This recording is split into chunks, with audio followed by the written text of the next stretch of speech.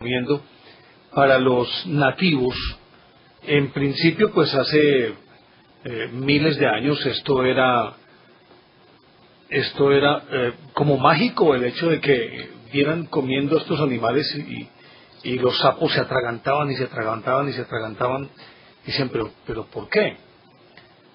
Pero luego comprendieron la razón de eso, Juan, y era el que esa rana es un sapo, pero le dicen la rana toro. La rana toro tiene como característica que empieza a comer sin parar y es una voracidad impresionante, pero también tiene una razón de ser, y eso lo entendieron también los nativos, y era que cuando la rana empezaba a comer, o ese sapo empezaba a comer de esa manera tan desmedida, ellos inmediatamente sabían que se venía la sequía encima. Pues resulta que esta rana toro tiene una característica muy particular, y es que tiene la capacidad, vive en las charcas africanas, no sé en cuáles otros continentes, Juan, pero creo que... Rana toro que yo conozca, no, hay otros sapos grandes en el Amazonas. No, sí, pero la rana toro. Pero que tenga esa característica de desertización, por ejemplo, que ocurre en la llanura africana, en donde hay una sequía y puede durar 3 o 4 años. Eso es. Entonces es nativa de África. Resulta que ella, después de que se empetaca y comienza la sequía, ella lo hace cuando va a comenzar la sequía, cuando se está secando la tierra y todavía hay un poquito de agua, charcas pequeñitas, y de pronto estas se van convirtiendo en pantano. Cuando ya empieza a volverse pantano espeso, grueso, simplemente lo que hacen es que secretan una sustancia que es una baba muy gruesa. Se envuelven en esa baba y se clavan en la tierra. Y allí entran en un estado, diríamos, de latencia o hibernación. Yo diría más que de latencia. Una suspensión. Sí, una suspensión animada que llaman, ¿no? Y entonces simplemente las ranas entran en un estado letárgico. ¿Puede ser? Sí, como no. Un estado letárgico. Violete lo que producía era eso, ¿no? El letargo. De ahí viene la palabra letargo. Exactamente. Y entonces simplemente bajan sus funciones corporales y vitales al mínimo, hasta casi que estos son imperceptibles.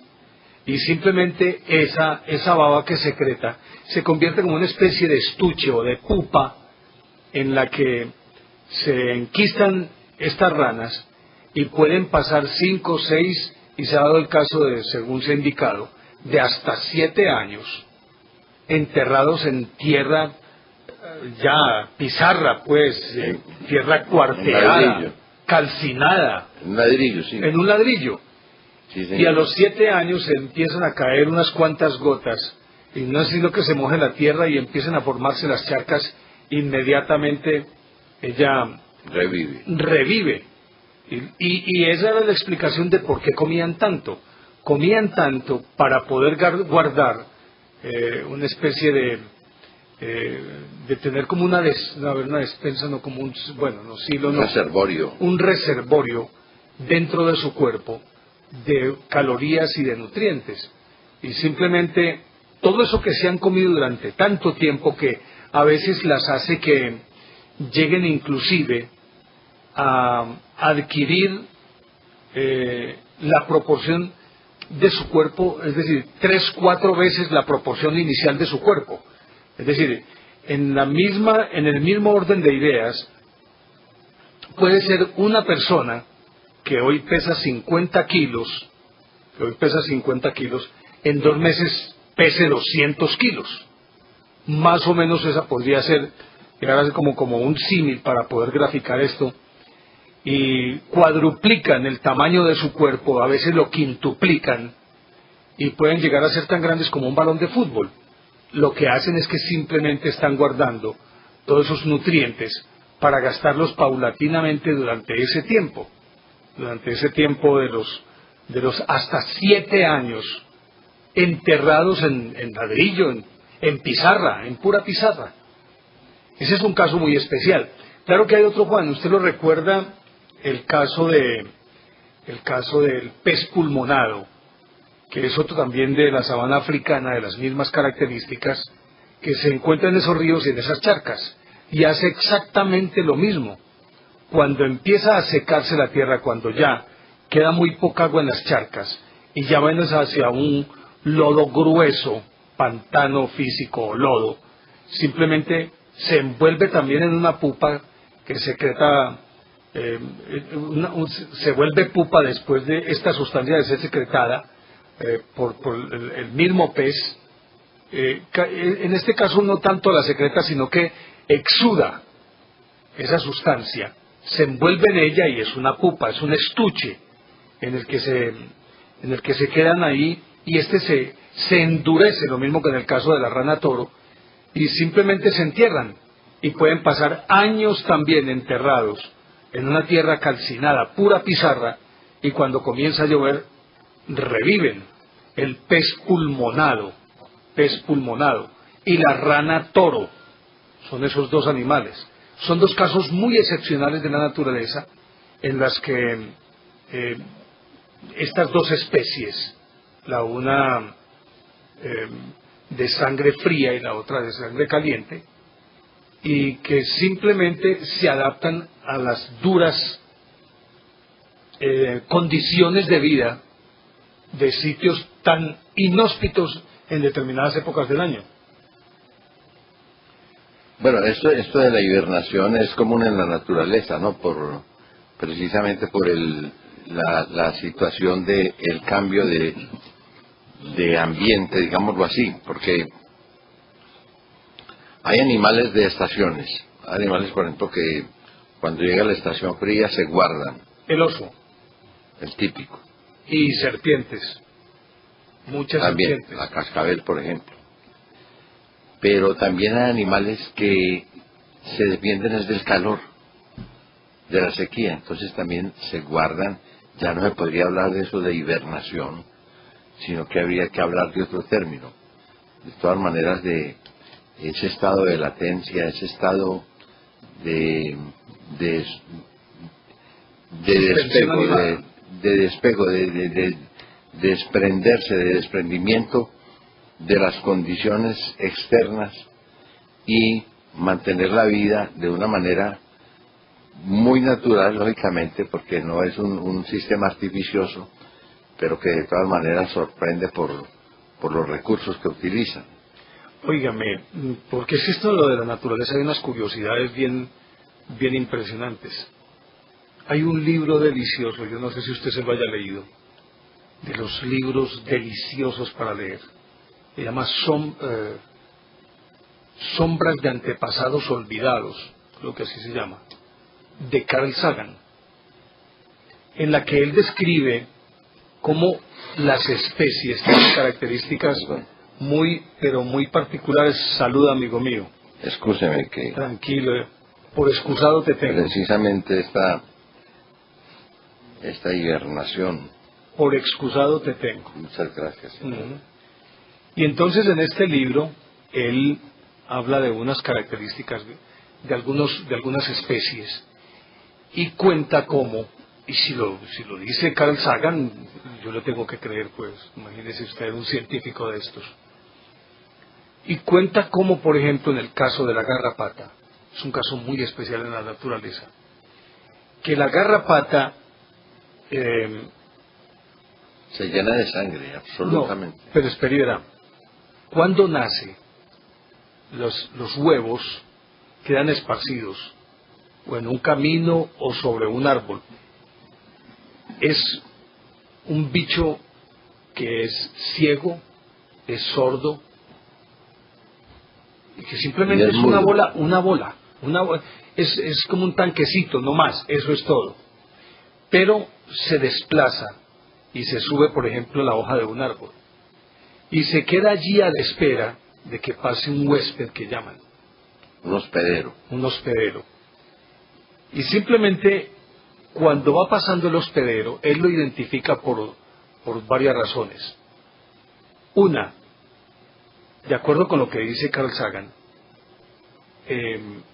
todos los mamíferos exudamos una sustancia que se llama ácido butírico, que tiene un olor característico. Entonces te encontraste, ve a la garrapata ahí. Uy, hermano. ¿Te encontraste el pez pulmonado o no, Carlitos? Garrapata. Bueno. Y entonces, ¿cómo te parece ese bichito? Mírale las características. Se queda suspendido o se queda adherido a una hoja de un árbol y parece que siente a varios kilómetros de distancia el olor de ese ácido butírico y sigues el rastro del ácido butírico. Cuando el hospedero o huésped va pasando por debajo, él simplemente se deja caer a plomo. Si, obviamente que también puede quedarse en la hierba, pero si al primer intento no logra atinar, vuelve y se acomoda esperando a que pase el siguiente. Imagínate que, de acuerdo con lo que dice este señor, se puede quedar hasta 5 años esperando que pase el huésped. Que pase una vaca, pues. Esperando que llegue cualquier criatura con sangre caliente a la que se le pueda pegar. Una vez que él logra acomodarse en un animal de sangre caliente, empieza a chupar y a chupar y a chupar y a chupar sangre. Y también puede crecer 5, 6, hasta 10 veces. Es la garrapata. Es la garrapata. Puede crecer hasta 5 veces su tamaño original. Lo que en las proporciones de las que estábamos hablando ahora, un hombre de 50 kilos, en cuestión de horas, alcance 250 kilos de peso. Esa sería la proporción. Lo más teso de todo esto, Juan, es que en ese proceso, dura, hartándose de sangre, dura muy poquito tiempo. Se dan casos inclusive en los que solamente viven 5 días. Y a los 5 días, ya a reventar de sangre, simplemente se desprenden, explota y ya las crías, no lo pongamos en términos de larvas porque creo que nacen, no son huevos, larvas, sino como larvas. Y un estado larval. Inmediatamente ya ellas están listas para salir a hacer el mismo proceso. Y pueden aguantar hasta 5 años para vivir 5 días. Porque el otro no es realmente vida, puedes estar. Porque es que la cuestión es que pueden estar hasta 5 años sin ningún tipo de alimento, es decir, sin agua, sin comida de ningún tipo, sino simplemente es un estado como de suspensión, pero al acecho permanentemente. Pero usted, hombre, qué curiosidad, ¿no? Claro. Me he encontrado unos, Juan. Pero me gustaría que contaras vos 2 casos que yo recuerdo mucho que los contaste, que son bien interesantes. A ver, miremos el pez pulmonado. Ahí el pez pulmonado. Sí, señor. Es de charcas espesas y de bajos fondos. Y simplemente se envuelve en esa pupa y ahí se puede quedar hasta 7 años. Naturalmente que hace lo mismo que la rana toro. Se harta de comida y es en un frenesí por la comida, pero impresionante, para poder aguantar todos esos años en estado de hibernación. O en ese estado de suspensión animada o de latencia, como se quiera llamar. Pero me refería, Juan, a 2 casos que están muy bien documentados. Y uno es el pez arquero del Amazonas. Sí, señor. Bueno, el pez arquero del Amazonas, o pez ballesta también lo llaman. Él es un pez que tiene la boca precisamente en forma de tubo. Como ayer estamos hablando de la bodoquera o de la cerbatana. Bueno, pues entonces este animal se pone digamos, cuando ve una presa, por lo general un insecto, de esos que están pegados de las ramas que bordean ríos y quebradas del Amazonas. Y que supongo yo que en la época de la inundación llegan a una determinada altura, mírenlo ahí, a una determinada altura los troncos ahí de los está el árboles. nivel del agua, ahí está una mariposa asentada sobre una hoja de hierba. Entonces él llega subrepticiamente, sin hacerse sentir, porque es completamente silencioso, apunta su boca y tira un chorro de agua que puede alcanzar 1 metro, 1,20, no sé, 1,50. En todo caso, el golpe que le pega con el agua lleva con mucha presión. Lleva tal presión que el animal se envuelve digamos, en ese pequeño chorro y cae al agua. Cuando ya en el agua ya es del pez, ya no tiene nada que hacer. Convierte el agua en proyectil. Exactamente, eso es lo que hace. Mírelo ahí, está en la actitud de cazar. Pero hay otro también, Juan, que tiene la otra característica, y es que de la boca, yo no sé cómo se llama ese pez, tal vez vos lo recordés, sale como una carnosidad en forma de varita. De varita que termina en una carnada. Es como eso sí quiere hacer que, hombre, una carnosidad que el pez lo mueve a voluntad, en el extremo de como una especie de aguja que le sale de acá. Es un anzuelo. Y es un anzuelo. Sí, señor. Y lo agita y lo agita y lo agita para que... ¿Cómo se llama ese pez, Juan? ¿Usted acordás? Es del Amazonas también. No, ese es marino. ¿Es el marino? Sí. ¿Sí? Sí. ¿No te acordás cómo se llama? No sé si era el pez San Pedro o algo así. Algo así. ¿El pez qué, hombre? No.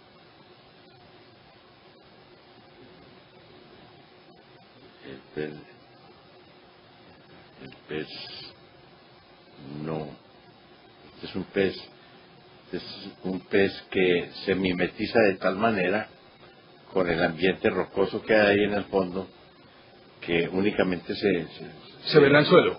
Se ve el anzuelito que esa prolongación que le sale de la boca como en forma de varita que termina en la punta con una carnosidad, y es un anzuelo. Pero ¿sabes el otro que ese también creo que es amazónico? Es el cuatrojos. ¿Te acuerdas cuál es el cuatrojos? Ese es que saca los ojos, tiene la mitad del ojo, la tiene dentro del agua y la otra mitad fuera. Sí, que tiene, pero el ojo se divide en como en 2 especies de lentes, bifocales pues. Y entonces ese se llama el cuatrojos. Y tiene la característica de que siempre va a ras de superficie. Sí. Y la parte superior del ojo está mirando los bichitos o los sedimentos. Mírelo ahí. Ajá. Ese es el cuatrojos. Y entonces la parte superior del ojo, mire la conformación del ojo supremamente rara. La parte superior mira por encima de la superficie para detectar cualquier alimento que esté flotando en la superficie, ya sean bichitos muertos, frutas, por muy pequeñas que sean, y va comiendo. Pero la parte inferior del ojo que da bajo el agua es para poder estar alerta frente a los potenciales depredadores que vengan tras él. O sea que él tiene que estar comiendo y corriendo. Ese es el pez cuatro ojos. Sí, señor. Tiene que andar a 4 ojos, como un poquito como, ¿se acuerda Exactamente. del monstruo griego aquel de Argos, que tenía 100 ojos? Que tenía 100 ojos, dormía con 50 y vigilaba con los otros 50 permanentemente y cambiaban de guardia, turno de guardia. Así es este pez 4 ojos. Hombre, son cosas bien interesantes de la naturaleza. Ahí, en esto de las curiosidades, Juan, porque hoy estamos hablando de curiosidades, hay otras bien interesantes, como por ejemplo,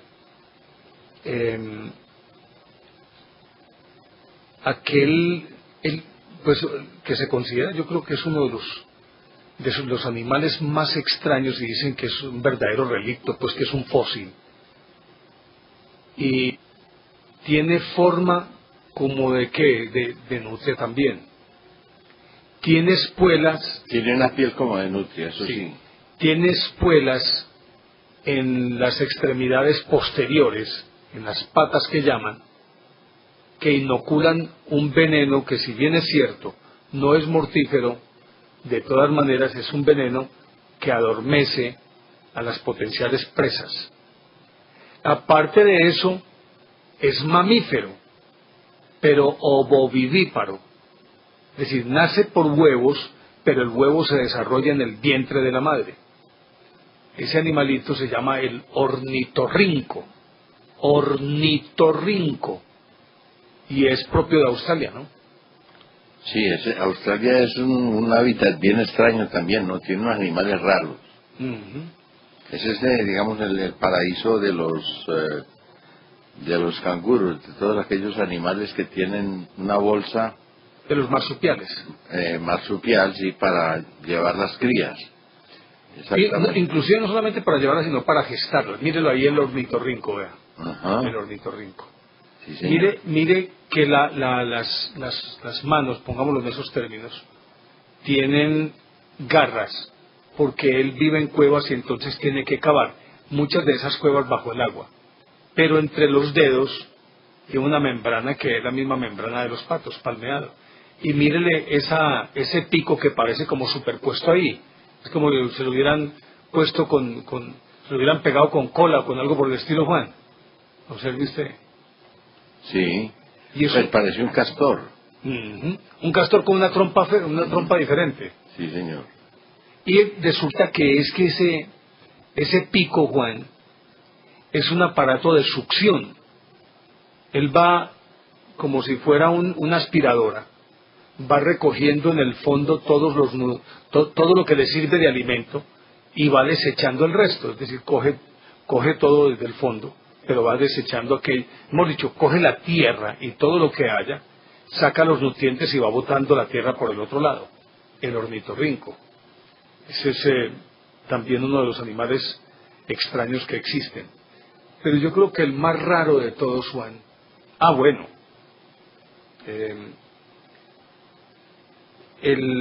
hay uno que se supone que, míralo ahí en el fondo, Juan, míralo ahí, y cómo las patas aparecen palmeadas, vea. Sí, señor. Mire la cola de nutria, que no es otra cosa que un timón, porque es una cola plana. Es una cola plana, pero no vertical, sino horizontal. Es un timón, pero también es como una especie de remo que lo impulsa. Ahí está el ornitorrinco. Pero le iba a hablar de un pez que se supone, Juan, se extinguió hace decían que más de 200 millones de años. ¿Será el celacanto o qué? Exactamente. Que fue encontrado vivo, y no uno, sino varios ejemplares fueron encontrados vivos. El primero de ellos en 1938, por los lados del Océano Índico. Encontraron el celacanto, y este tiene una particularidad muy especial. De acuerdo con las teorías, una de las cuales sustentada por el profesor Luis López de Mesa, que decía que la vida provenía del mar, siempre en la discusión se encontraba un punto de ruptura, y era que no habían logrado ubicar alguna especie, mírelo ahí, el celacanto. Sí, señor, ahí está. Alguna especie que estuviera a medio camino entre el pez y un animal terrestre, es decir, que pudiera desplazarse sobre la tierra. Mire las aletas, que tienen más o menos, son más o menos parecidas a unas extremidades primitivas, o patas y manos primitivas, y sobre esas patas y manos primitivas él salía del mar y se podía desplazar sobre la tierra e ir tierra adentro en busca de alimento y volver al mar, porque está condicionado también para o respirar o extraer del agua, extraer el oxígeno que necesita, es decir, a través de las branquias. Se llama el celacanto, y el celacanto se supuso extinguido desde hace 200 millones de años, y se fueron extraídos varios ejemplares del mar. En algunas oportunidades, en 1938, y era porque quedaban atrapados también en las redes de los pescadores. A mí todo esto me parece muy interesante, Juan, porque es que la naturaleza... Por casualidad, pues, no, porque realmente no se podía saber exactamente. Miren ahí las aletas que son muñones. Sí, señor. Que son como unos... Una especie de brazos. Sí, unos remeros de brazos, mírenlo ahí, el celacanto. Así es. Extraído en 1938. Pero no sabían qué hacer con él una vez que estaba muerto y simplemente lo devolvieron al mar. Alcanzaron a tomarle algunas fotos, pero de todas maneras pues ese animal se perdió. Pero Juan, si de curiosidades hablamos, yo creo que hay unas muy notables. Como le decía ahora, el animal más extraño, porque se le considera el único animal inmortal, es un crustáceo muy pequeño que habita en mares profundos y helados y a unas profundidades impresionantes, pero los han logrado capturar porque parece que en algunas épocas del año tienen la capacidad o la necesidad de subir lo más cerca posible de la superficie. No se sabe si es en busca de oxígeno fresco o cosas por el estilo, porque a mayor profundidad obviamente pues que es mucho más raro el oxígeno. Y se llama el Milacesnus chronicus. Resulta que este animal es inmortal, no se muere, excepto no muere de muerte natural, excepto que sea pescado, que sea sacado del agua. Han encontrado ejemplares que después de datarlos y hacerles una datación con carbono 14, tienen hasta 4.000 años de edad. 4.000 años de edad. Milacesnus chronicus. Ese chronicus con CH, ¿cierto, Juan? Sí, señor. CH. Sí. R. chronicus. ¿Qué tal ese?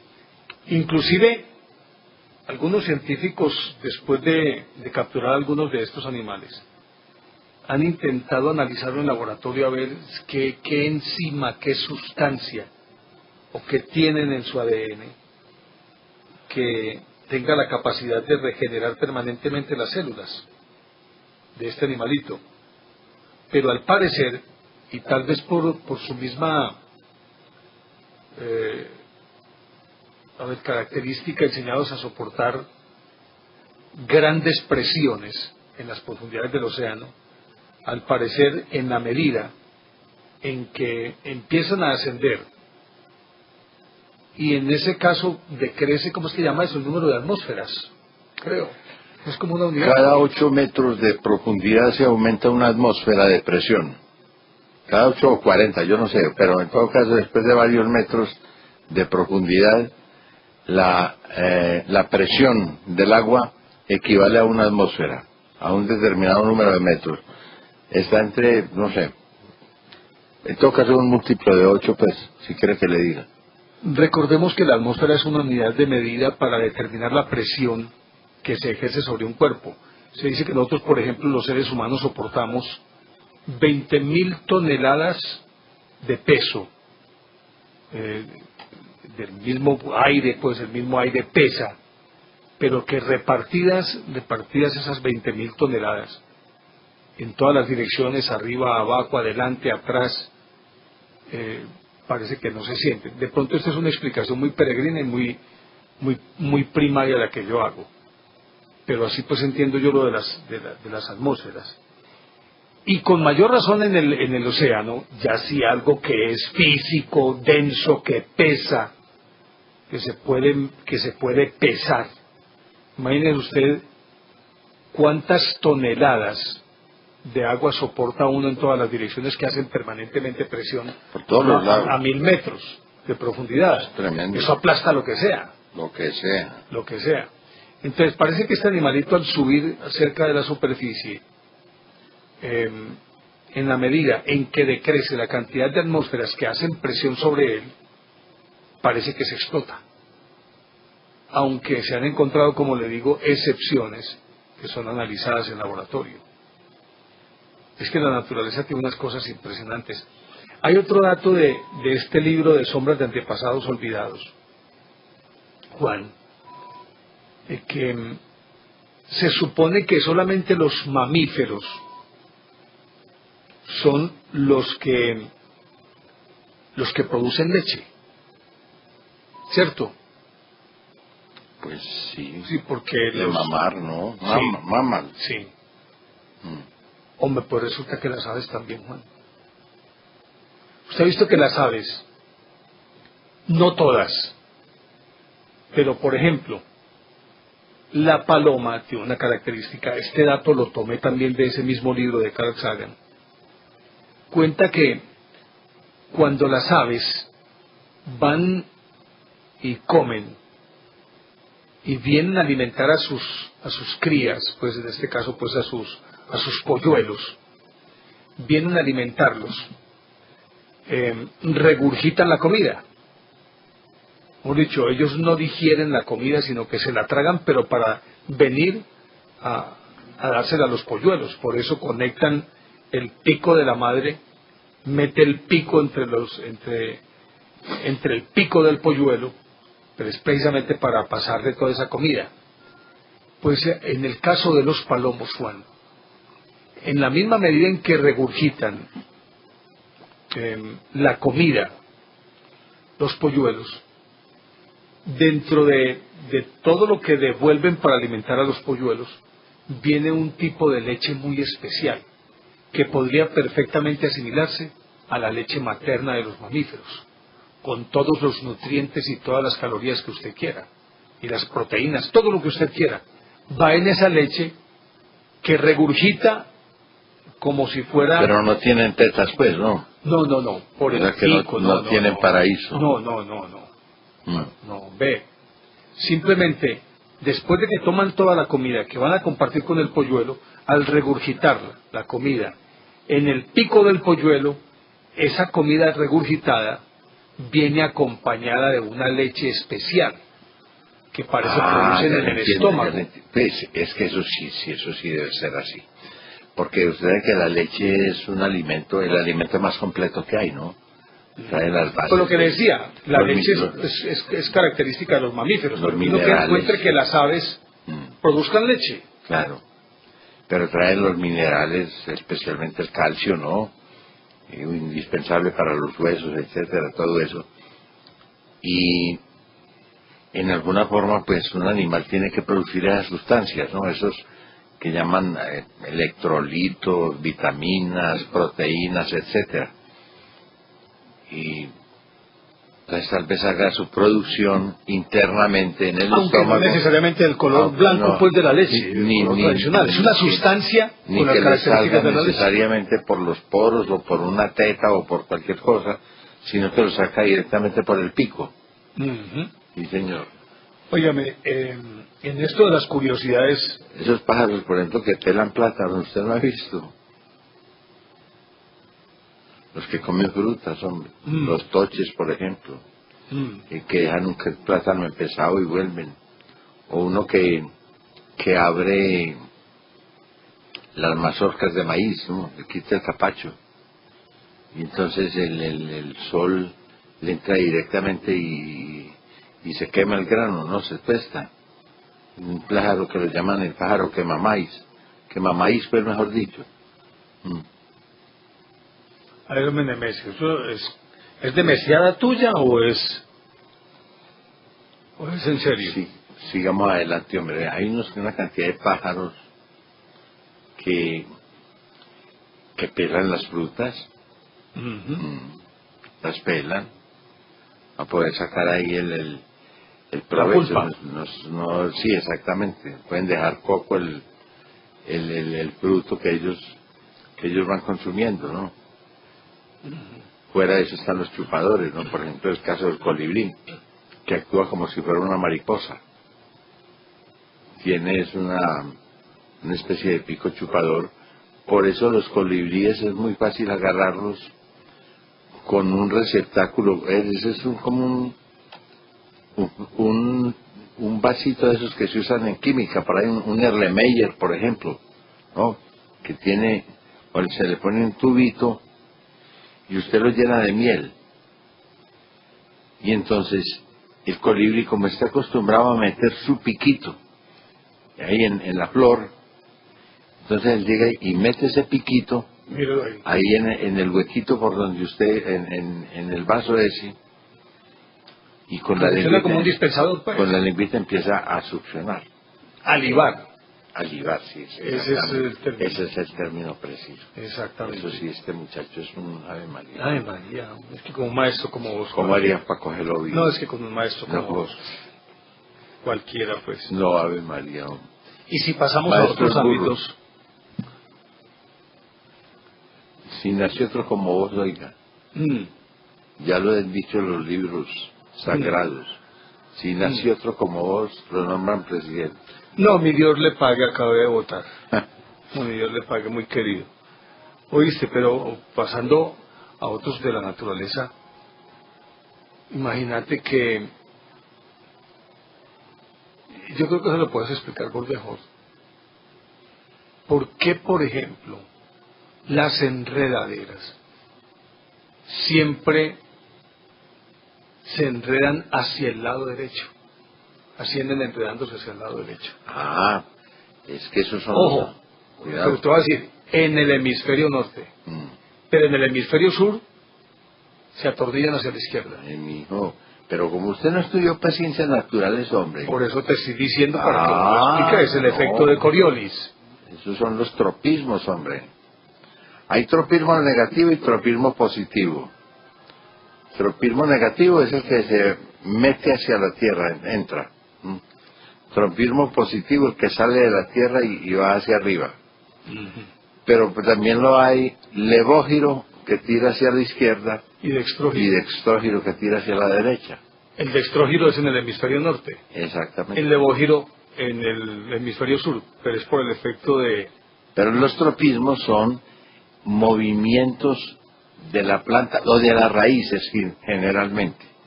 Son de las raíces de las plantas, que van buscando pues el ambiente o la fuente de alimentación la raíz es un mecanismo complejo, pero a través de la raíz la planta adquiere los elementos necesarios para su crecimiento y para su formación. Entonces las raíces se tienen que ubicar precisamente en la parte en donde puedan obtener esa alimentación que necesitan. Pero también el magnetismo de la Tierra incide. Lógicamente, a eso se le llama el tropismo. A eso se le llama el tropismo. Ahora, en el idioma sí que hay curiosidades. Por ejemplo, lo que va a haber el domingo son los comicios, siempre en plural. Los comicios siempre son electorales. Siempre en plural y siempre, sí, claro, electorales. Por ejemplo, la palabra efemérides siempre es plural, porque es que son varios hechos. Claro que en griego existe la palabra efemeridon, que quiere decir periódico, ¿no? El recuento ya de los hechos. Pero los hechos en sí son varios, no es uno solo. Y entonces, por eso, cuando estamos celebrando algo, una fecha o algo así por el estilo, estamos recordando una fecha. Son efemérides. Sí. Y cuando algo lo golpean y lo vuelan en pedazos, pero vuelven añicos. No se puede decir añico. No se puede decir eso. Claro, precisamente porque son muchos pedazos. Sí, claro. ¿Usted sabe dónde viene la palabra trivial? Sí, claro. Allá en la plaza de Roma, ¿no? En una de las calles de Roma, ¿no? Quedaba Era un sitio de convergencia en donde se juntaban tres vías. Yo lo tengo una versión que es en todas las entradas de los pueblos, por razones lógicas y de higiene y demás, siempre había un pozo. Mm. Y acuérdese que Jesús va caminando y llega a un pozo que está a la entrada de Samaria. Mm. Y ahí está la famosa samaritana que le da pues agua. María, pues. Sí. Resulta que los pozos estaban a las entradas, en la entrada de los pueblos.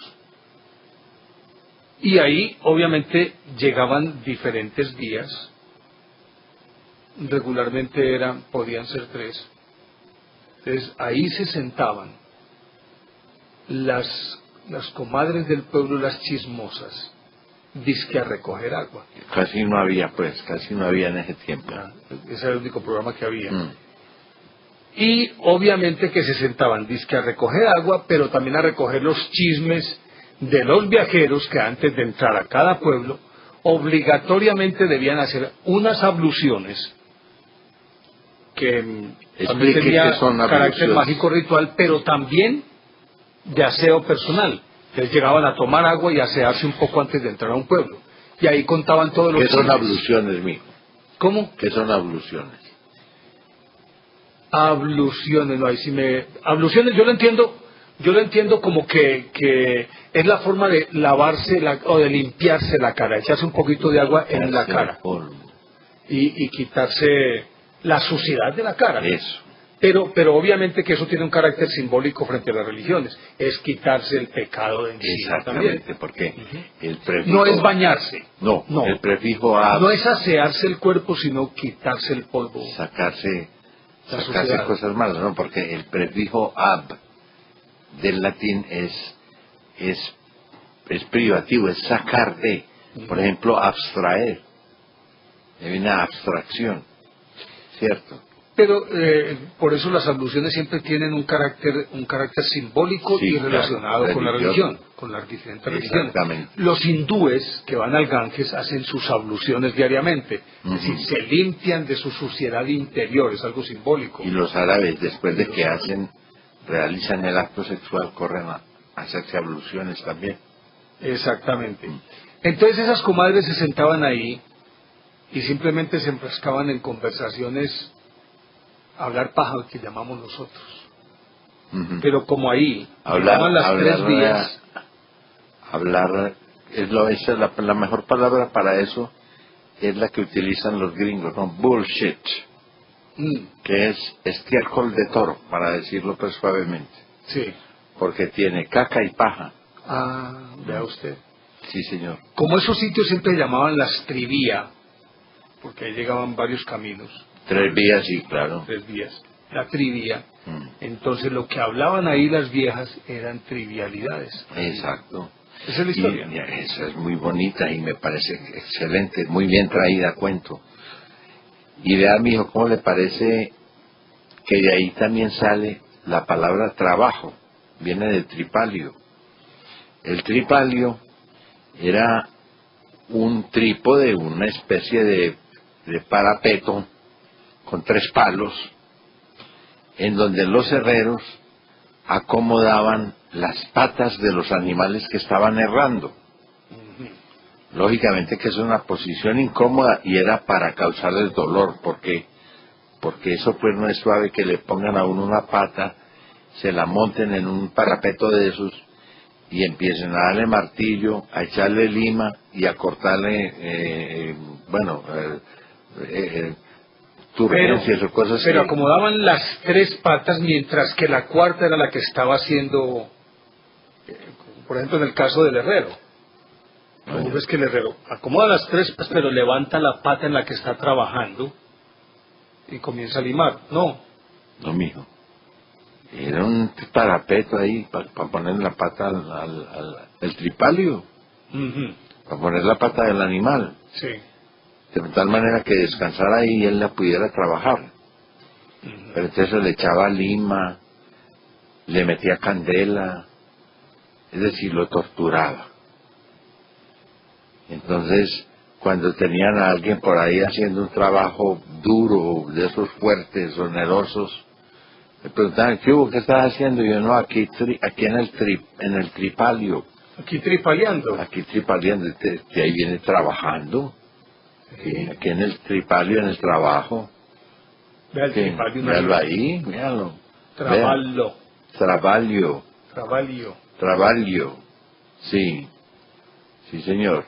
Hombre, qué bien, Carlitos, hombre, ¿no? Vea usted. Ese sí superó a todos esos... ¿Ah? Ay, María, hombre. Mejor dicho... Se los lleva en calle a todos. Qué maravilla, hombre. ¿Ah? A todos esos dateros. Oiga, ¿usted sabe de dónde viene la palabra quiz? Quiz es un examen, ¿no? Es una pruebita ahí pendeja. Yo sé qué es eso, pues, ¿no? O se puede interpretar también como un acertijo, pues. Algo por resolver. Podría ser, sí. Usted sabe la historia. Tengo alguna noción, pero esa la sabe usted. Eso es mejor que la cuente usted, porque... En Dublín había un empresario de circo y tenía el circo montado ahí en esa ciudad. Y un día, estamos hablando del siglo XIX, el siglo XVIII.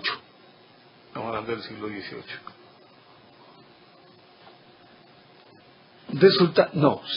Finales del siglo XVIII, principios del siglo XIX. Que estaba viviendo con un amigo e hicieron una apuesta. Él propuso una apuesta. Apuesto que en 24 horas yo introduzco una palabra nueva al idioma inglés. Y entonces le dijo, ¿no estás loco? ¿Qué? ¿Apostemos? ¿Quiere que apostemos? ¿Qué apostamos? Bueno, la apuesta fue jugosa porque él el único capital que tenía era el circo. Y dije, voy al circo mío contra lo que usted quiera. Supongo yo que el otro estaba apostando plata u otras propiedades también valiosas. Apostaron y listo, se fueron y hablamos mañana, por 24 horas. Al otro día, la ciudad de Dublín amaneció inundada. Todas sus paredes, en todas las paredes estaba pintada la palabra quiz, quiz, quiz, quiz, quiz, quiz. En toda la Z, pues, entre otras cosas, sí, ¿no? con una palabra rara ahí. Quiz. Que no tiene ni pie ni cabeza. Es Q-U-I-Z. Z. Exacto. Z. Doble Z. Lo cierto es que inundó la ciudad con esa palabra en todas las paredes. Y todo el mundo amaneció preguntando, ¿qué es eso? ¿Qué es quiz? ¿Qué es quiz? Y como la palabra, todo el mundo empezó a comentarla. Al finalizar la tarde, ya el mismo pueblo, por inercia, le había dado su significado. ¿Qué es quiz? Un acertijo. Eso tan raro. Y él entonces fue y cobró. Sí. Y la palabra se transformó en la definición, por ejemplo, del signo de interrogación. Es decir, ¿qué es? ¿Es un acertijo? ¿Qué es? ¿Qué es quiz? Y de ahí entonces no, es un acertijo, algo difícil de resolver, o un examen, como se conoce ahora. O sea, como se conoció ya no se habla tanto del quiz. Hombre, ahora que hablar de apuestas, amanece un tipo en Guayabao.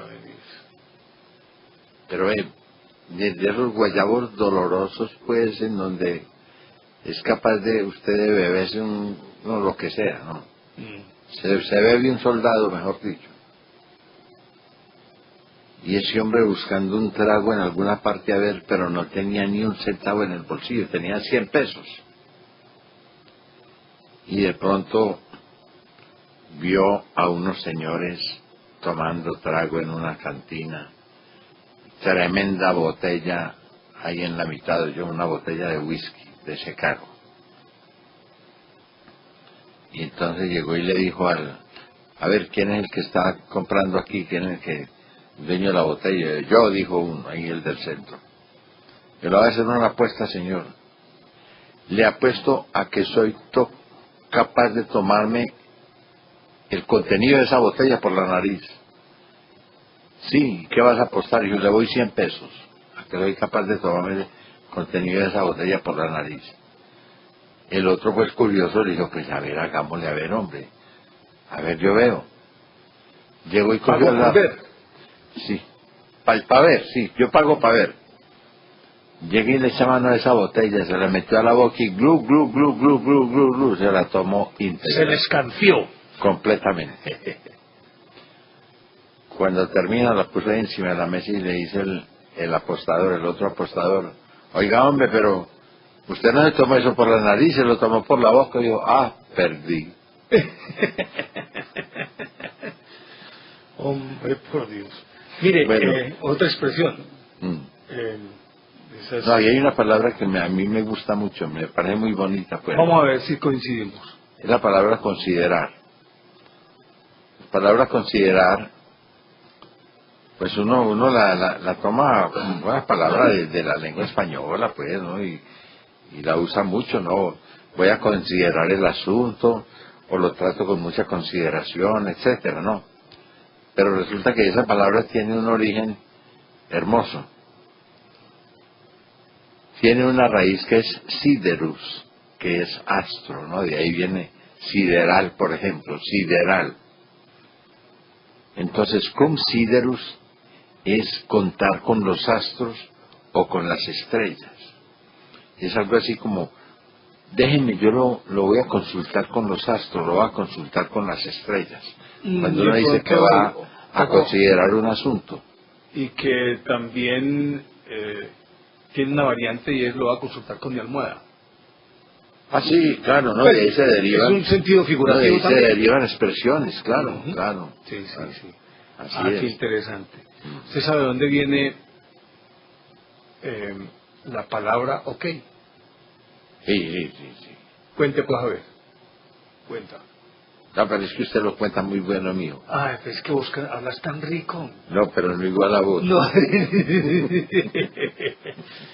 Bueno, en la guerra de secesión de los Estados Unidos hubo batallas supremamente cruentas. Entonces, sobre todo en esa película. Allá se utilizó por primera vez o no sé si por primera vez, de todas maneras, la Convención de Ginebra había proclamado lo que se llama el estado de beligerancia, darle a un bando en pugna el estado de beligerancia.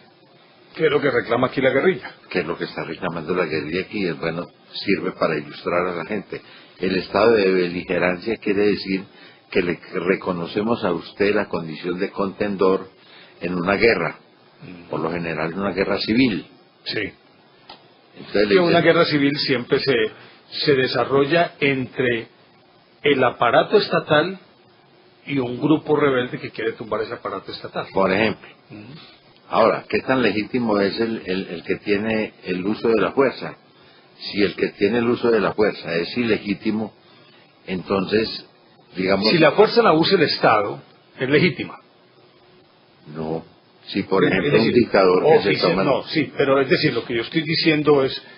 Puede que no sea justa, que es distinto. Pero legítima si es el Estado. Si se toma el poder por una vía ilegítima, es ilegítimo el uso de la fuerza. No, claro que sí, pero lo que te quiero decir es que por sí misma esa fuerza pues tiene el estatus de beligerancia. Eso es lo que alegan todos los estados. Exactamente. Pero si un dictador, un usurpador, no mandatario, porque el mandatario es el que recibe el mandato. Sí. El que hace el mandado. Sí, bueno.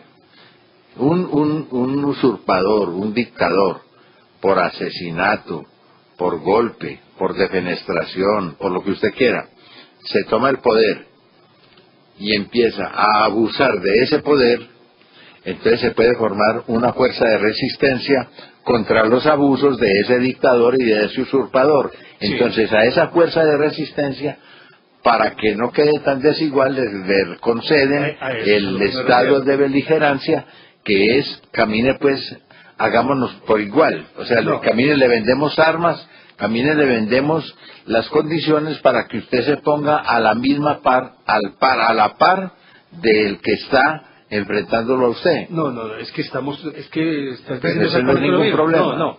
Cuando yo digo esto es que se asume, así sea por usurpación, pero si está representando un Estado, tiene el estatus de beligerancia por ser el Estado mismo. Es decir, por ser oficial. El estado de beligerancia se lo dan al bando en pugna. Al otro bando. Espérate, termino, Juan. Sí, porque eso es de la justicia internacional. Pero trate para que se me entienda bien. El otro bando que considera que este es injusto, es ilegal, lo que se quiera, necesita ese estado de beligerancia, ese estatus para poder confrontarse con para poder recibir el apoyo de otros gobiernos. Eso es, estamos diciendo lo mismo. No, pues, de todas maneras, en la guerra de los Estados Unidos, en la guerra de secesión, se aprobó el estado de beligerancia, que era igualar al ejército de los sureños, de los federales, de los que estaban en contra de los del norte, con la representación oficial del Estado. Exactamente.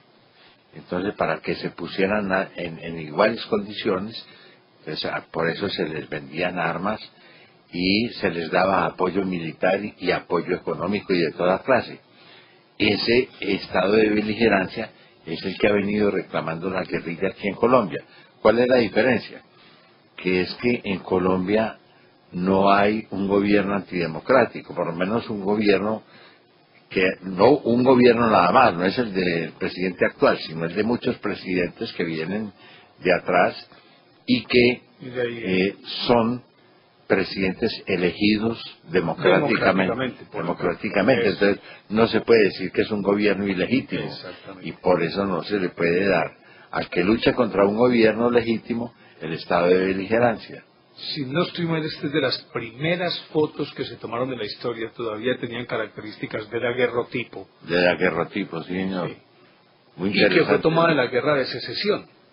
Mire usted la forma como ellos peleaban. No, esa gente peleaba brutalmente, hombre. Bueno, y entonces, al principio los confederados les estaban dando a los del gobierno, pues al gobierno oficial, al gobierno de Lincoln, le daban más duro, le daban para dar y convidar. Y después ya empezó, porque además tenía unos generales muy ineptos, los que manejaban el ejército de los Estados Unidos, eran todos oficiales ineptos. Es que sí que hubo ahí ineptos. Ese Custer. Hombre, tenemos que hablar en estos días. Lee. No, y el general Custer, acuérdense cuando Custer que... El de Sitting Bull. El de la... ¿Cómo se llama esa batalla, hombre? En todo caso, rodilla herida, ¿cómo es? Knife, ¿cómo es? Bueno. Sí, era Nick, algo así. Bueno. Rodilla hincada, rodilla herida, algo así. ¿Caduca cuadro? ¿El que sabe? No cuadro, pero Wounded Knee, no. Sí, algo así. Wounded Knee. Algo así. ¿Sería? Algo así, bueno, sí. No lo conozco. Bueno, y entonces, como esas batallas eran tan cruentas, había muchísimas bajas. Y tenían un tablero en el que apuntaban la cantidad de bajas diarias.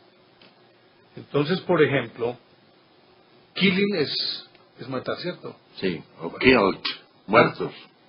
Sí. Killed. Sí, muertos. Entonces, había 10. Entonces ponían una K y el 10. Los 10 killed. Ponían 10 killed. Ese es. Primero el número y después la K. Eso es 10 killed. Y en una de esas hubo por allá una pausa. No una tregua, sino más bien como que los bandos en pugna estaban tan desgastados que se tomaron un descanso o pretendían rearmarse. Y ellos siguieron con la costumbre. Pero como no había bajas, ponían 0K, 0K, es decir, Ajá. 0 muertos. 0 killed. Exacto.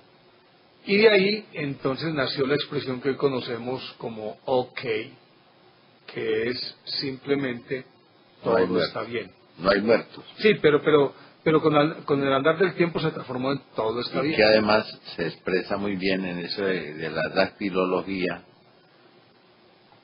haciendo una O con el índice y el pulgar, Ahí yo lo muestro ahí, y ven. poniendo ahí los A ver, dedos, dale ahí. Eso. que es una expresión muy típica de los gringos, cuando le dicen a uno, ¿no? Entonces, O sea, sí están diciendo OK. ok, ahí está representada, digamos en un lenguaje dactilológico. Dactilológico. Sí, señor. Y otra expresión que es muy, y a nosotros sí que nos ha tocado sufrirla, la expresión NN. Ah, Resulta que esta expresión NN nació, es la versión que yo tengo, de cuando Hitler ya era canciller. No, inclusive antes de ser canciller. Cuando ya prácticamente pues era el gran líder, pero todavía no había llegado a la Cancillería, pero era partido mayoritario. por ahí en el 30 y pico. ¿Qué? Sí, 31, 30, 31. 32. Porque él subió como canciller en el 33 33, y en el 34 fue nombrado presidente ante la muerte de Hindenburg, de von Hindenburg. Hindenburg. Ajá, de von Hindenburg. Sí, señor. Y entonces, él tenía como premisa eliminar sistemáticamente a sus opositores. ¿Se acuerda de lo que ocurrió con Ernest Röhm? Así es. Así es mismo. En la Con noche de un los carro, cuchillos largos. una tractomula, sí. En la noche de los cuchillos largos que Ujú. acabó con todos los jefes de las SA. SA. De las SA. Sturmabteilung. O sea, Ujú. división de choque. Eso es. Mm. Y entonces sistemáticamente él acababa con sus adversarios, todos sus opositores. Pero llegó un momento en que para él se volvía muy engorroso después del incendio del Reichstag. Reichstag. Reichstag. Ahí No, puedo no, que aprender. termina en K, tranquilo. Bueno, Reichstag. Reichstag. Ujú. Que fue una maniobra demasiado evidente que él había mandado incendiar el Reichstag para culpar a los judíos Sí, señor. y a los comunistas. Pero A los particularmente. comunistas principalmente. Ajá. Él le echó la culpa, esa defensa la hizo Dimitrov, el búlgaro, aquel que tiene tiene un mausoleo en la capital de Bulgaria, lo más impresionante que yo he visto. Sí. Y todos los domingos van a los campesinos en fila a pasar por el féretro de Dimitrov. Bueno, entonces, como ya eso estaba levantando muchas ampollas y era demasiado evidente que la mano de Hitler estaba ahí presente, él optó por adelantar una política mediante la cual, obviamente que los mataba, pero los desaparecía. Porque además sostenía él con su jefe de propaganda Goebbels que el desaparecer el individuo no solamente eliminaba a ese adversario, sino que sembraba el pánico y el miedo, más el desconcierto de la familia de la víctima. Y era una venganza más terrible, porque bueno, mataron a alguien, encontró el cadáver, vamos y lo enterramos y listo. Terrible eso. Pero una desaparición es algo supremamente duro y cruel.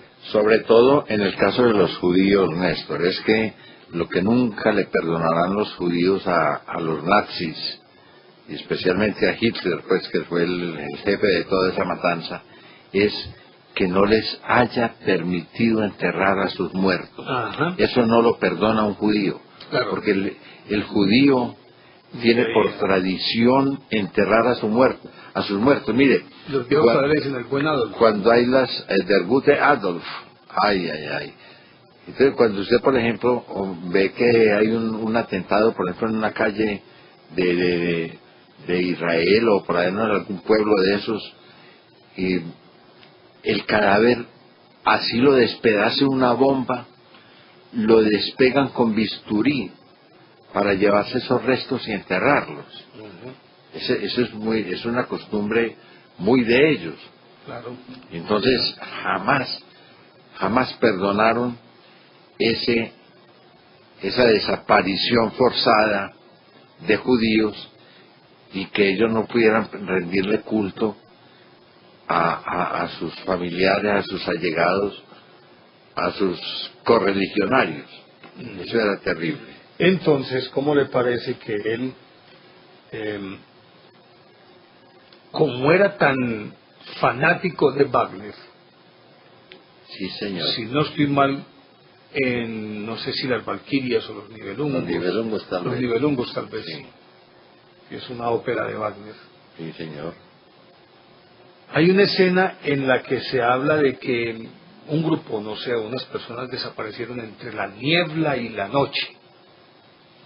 Y es una expresión muy bonita y muy simbólica para decir... que se fueron para el cielo. ¿Ah? Que se fueron para el cielo. Pues más o menos ese era el cielo de ellos, ¿no? Un cielo allá donde estaban las valquirias. Sí. Y entonces se fueron con la niebla y la noche. Nebel und Nacht. Y eso también, es que imagínense que desaparece entre la niebla, pero él usaba con la connotación de la doble desaparición, desaparecen en la niebla y en la noche. Nebel porque usted puede desaparecer Nacht. por la niebla, pero puede volver a aparecer. Pero aquí es como quien dice, para que nunca más se vuelva a saber de ellos. En adelante, todas las directrices que enviaba para que sacaran del tinglado a uno de sus adversarios, y era casi que como un cifrado, simplemente le ponía fulano de tal, NN, o sea, desaparezcanlo entre la niebla y la noche. No, desaparezcanlo, cuando él daba la orden de que los desaparecieran, que le lo ponía mandaran. nombre tal, NN, como que dice pues, desaparezcanlo, entre la niebla y la noche. De ahí nació esa expresión de NN. Tan querido, hombre, como para invitarlo a beber, ¿no? Ve, hombre, y tengo aquí una joya de libro. Sí. Prestada. Con todo el ¿Prestado? árbol, sí, prestada. Pobre dueño. No, es una promesa. No, este libro sí no me lo robo. ¿No te lo vas a robar? No, porque me lo ha prestado primero un gran amigo a quien respeto profundamente y me lo prestó tuve que jurar sobre 4 vidas de que no me Sí, y arrodillado en 2 colosos. Sí. Pero sí. presta que yo sí me lo robo. No te lo puedo prestar. Bueno. Ni te lo dejo ver se va a mandar el de la moto, tranquilo. Ni te lo dejo ver siquiera. No hay problema. Porque además yo sé que nos está viendo. El doctor Oscar Villa García. No fregues, hombre. El doctor Oscar Villa. Me prestó este libro. ¿Cómo así, hombre? Sí, el doctor Oscar Villa. No, eso si le haces eso al doctor Oscar Villa y si ni riesgos. Esto es como montársele al señor caído con espuelas, hombre. No, ¿qué tal? Yo sí tengo que hacer la confesión pública de que yo he sido ladrón de libros. Sí. No ladrón de libros no. He confiscado libros. Sí, los has requisado, como dicen en los Lo que pasa es que tengo mi propio índice y entonces decomiso esos libros que pueden ser peligrosos. O peligrosos. No, mis riesgos. Este libro doctor Oscar Villa. Persona tan linda. Inclúyame hermoso y querido. Inclúyame en su testamento, por favor, sí. Viejo hermoso y querido. Sí, un amigo entrañable. Y entonces me prestó este libro de José María Iribarren. Yo no te voy a dejar. El porqué de los dichos. No, es que yo ahorita, si me paro de aquí a ir a traer agua, me lo llevo debajo del brazo porque aquí no lo peligro. Y aquí encuentra uno unas cosas, Juan. Pues algunas que uno ya sabía, otras que no. Por ejemplo, vos sabes cuando uno dice, ahí no hay tu tía. Sí. Bueno. Pero ese sí lo conocía yo, pero hay otros que no. Yo conocía ese también. La tutía. Es atutía. Sí, pero sí. no, aquí decimos eso, ahí no hay tutía. Sí, pero es pero atutía. la atutía, sí, señor. Resulta que la atutía es una planta de la que sacaban un colirio. Y no solamente servía para los ojos, sino que le encontraron un montón de propiedades, la tomaban en gotas. Hemos dicho, lo que no curara la tutía, Era como la panacea, pues. sí, la panacea universal. Ujú.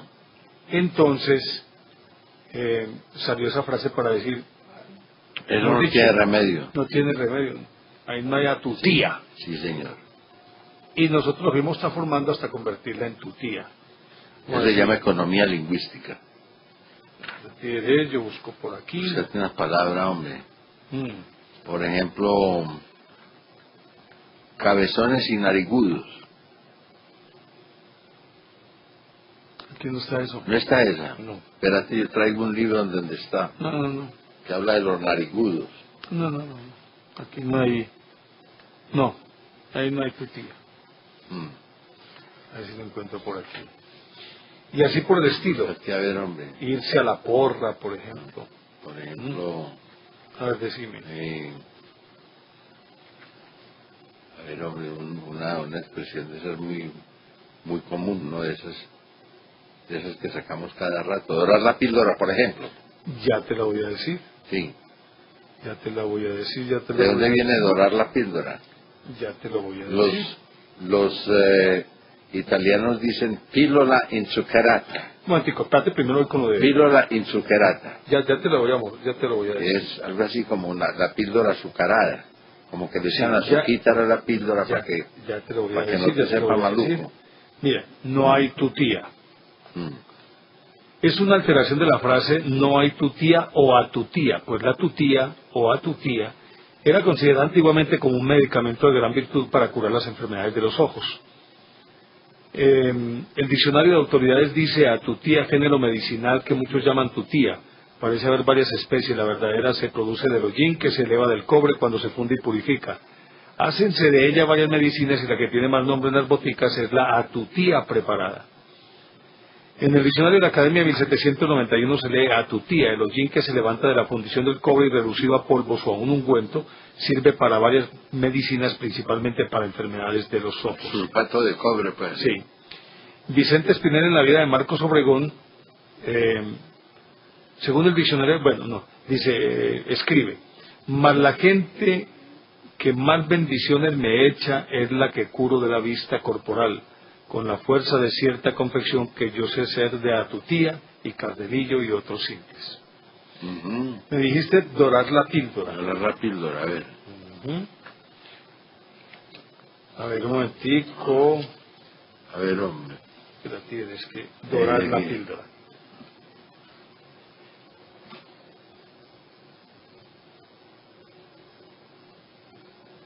Uy, hombre, Bueno, por sí, Dios, espero hombre. que sí, Ese es un chiste para Medellín, No, pero hombre. qué crueldad, hombre, por Dios. No se Ese puede. perro estripado. No, Ajá. Oiga, pero Apenas lo de dorar la píldora. Mm. Dorar la píldora, dice aquí, es dulcificar, disimular un daño o perjuicio, mitigar o disimular de algún modo una mala noticia. Sí, señor. Covarrubias en su tesoro de la lengua castellana escribe lo siguiente: píldoras, unas pelotillas medicinales y purgativas que se toman por la boca, y los boticarios suelen dorarlas para disimular el amargo del acíbar que llevan dentro, y así quedó por proverbio, píldora dorada, por los lugares honoríficos que tanto, pues, de ahí es la sección que se usa, por los lugares honoríficos que tanto parecen de codicia, y después amargan más que 1000 hieles. Ajá, Ujú. ajá. A ver, Como ¿qué que más? le dicen, papá, te tengo una noticia buena y una mala, ¿no? Mm. Sí. Dígame la primera, mijo. Dígame la segunda, dígame la mala primero. Te cuento que soy gay. Y ahora decime la buena, hijo. Que me nombraron reina del grupo. No seas cruel. Una golondrina no hace verano. Ah, Proverbio que significa que la aparición de una sola de estas avecillas por la primavera no constituyen costumbre ni forma regla para poder deducir la llegada del buen tiempo. En latín dicen una irunto non facit per. Y bueno, y quien explica muy bien es Covarrubias, que dice: proverbio es vulgar nuestro latín y griego, una golondrina no hace verano, presupuesto que es la anunciadora de la primavera. Entiéndese cuando todas ellas vienen de golpe y no porque una se haya adelantado se le ha de dar crédito. Así ni más ni menos del testimonio singular de uno no hemos de formar notoriedad ni de la cosa que es rara, porque acontezca una vez sacar regla general. Oye, sí, ¿qué quiere decir? Más vale pájaro en mano que ciento volando, hombre. Porque aquí vino un gringo a recopilar refranes, ¿no? Un estudio que llama pues la paremiología, ¿no? Y él llegaba y entonces para memorizarlos decía la primera parte de uno y después trataba de completarlo con la otra, o le decían la primera parte de uno para que la completara, y entonces aprendí ese refrán que tenemos aquí, que más vale pájaro hermano que ciento volando. Y después oyó por allá esa sentencia bíblica, es que más vale llegar a tiempo que ser convidado. Es así como dice, ¿no? Más vale llegar a tiempo que ser convidado. Sí. Y a ese gringo se le trabó eso. De pronto ahí dicen que más vale llegar a tiempo con el pájaro en la mano. Hombre, conversemos con los televidentes un Vamos a hablar, que nos engolosinamos aquí, hombre. A ver. Los televidentes que deseen conversar con nosotros sobre curiosidades, cosas simpáticas. Cualquier cosita ahí. Sí, hoy es más bien viernes, medio recreo.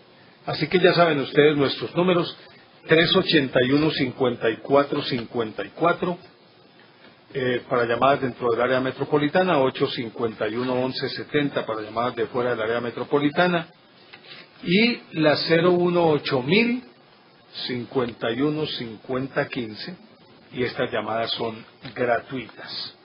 Pueden empezar a marcar cuando ustedes lo consideren conveniente para que nos hagan sus aportes. Así pues que están nuestras líneas abiertas. Y también nos pueden escribir a nuestro correo electrónico. Está mal el correo. Sí. Por de todas maneras, digámoslo. Por exceso de pago lo suspendieron. Sí. Sí, señor. Bueno, ahí bien, entonces... De todas maneras lo voy a dar, el buota@teleantioquia.com.co. Comenzamos con nuestros televidentes.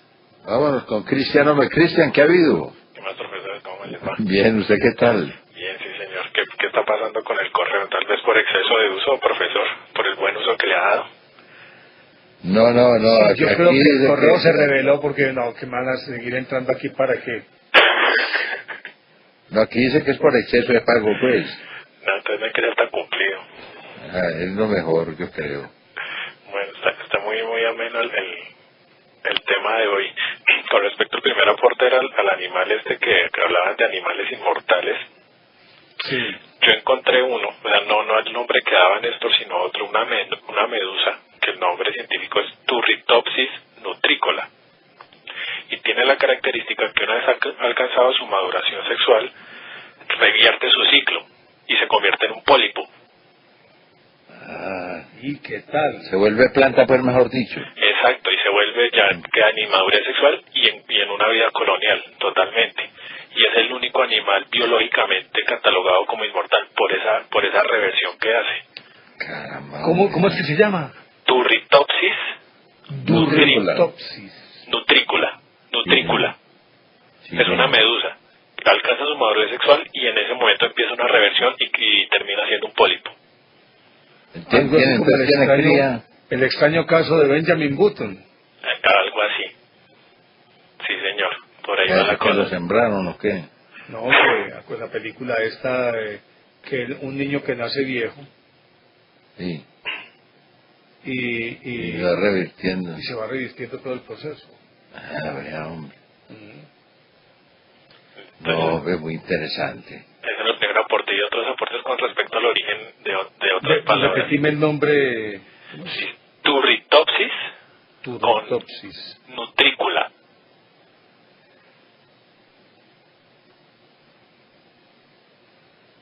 Si es una medusa. Es una medusa. Es una medusa, alcanza su madurez sexual y empieza ese proceso de reversión. ¿Es esa? Dala. ¿Es esa? Sí, señor, es esa. Dela ahí, hombre. Está muy bonita, pues. Ave María, este Carlos sí sirve hasta par de medio. Es un genio. Turritopsis nutrícula. Sí, señor. Ese es el nombre. Pero qué hermosura, hombre. Y queda cuando... Además es luminiscente. Sí, señor. Y entonces, al alcanzar la madurez sexual, ya lo que hace es convertirse en colonias de pólipos. Uf, muy bonito. La biología tiene esas cosas, y la naturaleza tiene unas cosas que son increíbles. Excelente. Así es. Bueno, el siguiente aporte es con respecto al origen de ciertas palabras.